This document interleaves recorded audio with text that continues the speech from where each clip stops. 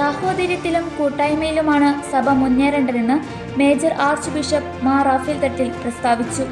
Zero Malabar സഭയുടെ 32ാമത് സിനഡിന്റെ 3ാം സമ്മേളനം സഭാ കാര്യാലയമായ മൗണ്ട് സെന്റ് തോമസിൽ ഉദ്ഘാടനം ചെയ്ത് സംസാരിക്കുകയായിരുന്നു മേജർ ആർച്ച് ബിഷപ്പ്.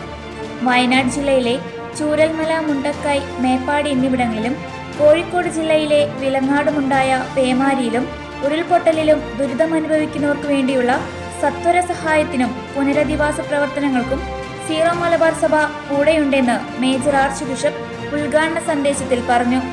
സമാനതകളില്ലാത്ത ഈ പ്രകൃതി ദുരന്തത്തിൽ മരണമടഞ്ഞവർക്ക് ആദരാഞ്ജലികൾ അർപ്പിച്ചുകൊണ്ട് സിനഡ് സമ്മേളനത്തിന്റെ ആരംഭത്തിൽ പിതാക്കന്മാർ മൗന പ്രാർത്ഥന നടത്തി. പരിക്കേറ്റവരുടെയും പ്രിയപ്പെട്ടവരെ നഷ്ടമായവരുടെയും വേദനയിൽ പങ്കുചേരുകയും അവർക്കായി പ്രാർത്ഥിക്കുകയും ചെയ്യുന്നുവെന്നും തട്ടിൽ പിതാവ് കൂട്ടിച്ചേർത്തു. പാലാ രൂപത ആതിഥേയത്വം വഹിക്കുന്ന സീറോ മലബാർ സഭയുടെ 5ാമത് മേജർ ആർക്കിയെപ്പിസ്കോപ്പൽ അസംബ്ലിയുടെ ഒരുക്കങ്ങൾ പൂർത്തിയായതായി മാർ റാഫേൽ തട്ടിൽ പിതാവ് സിനഡ് പിതാക്കന്മാരെ അറിയിച്ചു. ഓഗസ്റ്റ് 22 വ്യാഴാഴ്ച വൈകുന്നേരം ആരംഭിച്ച് 25 ഞായറാഴ്ച ഉച്ചയോടെ സമാപിക്കുന്ന അസംബ്ലി പാലായിലെ അൽഫോൻസിയൻ പാസ്റ്ററൽ ഇൻസ്റ്റിറ്റ്യൂട്ടിലാണ് നടത്തപ്പെടുന്നത്.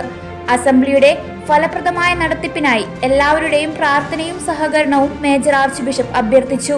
കാഞ്ഞിരപ്പള്ളി രൂപത അധ്യക്ഷൻ മാർ ജോസ് പുളിക്കൽ പിതാവ് നയിച്ച ധ്യാന ചിന്തകളോടെയാണ് സിനഡ് ആരംഭിച്ചത്. തുടർന്ന് major archbishop Mar Raphael Thattil പിതാവിനോടൊപ്പം സിനഡ് പിതാക്കന്മാർ വിശുദ്ധ കുർബാനയർപ്പിച്ചു.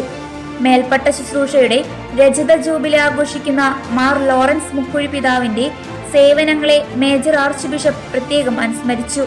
ജൂബിലി നിറവിലായിരിക്കുന്ന ബെൽത്തങ്ങാടി രൂപതയ്ക്കും മേജർ ആർച്ച് ബിഷപ്പ് ആശംസകൾ അറിയിച്ചു.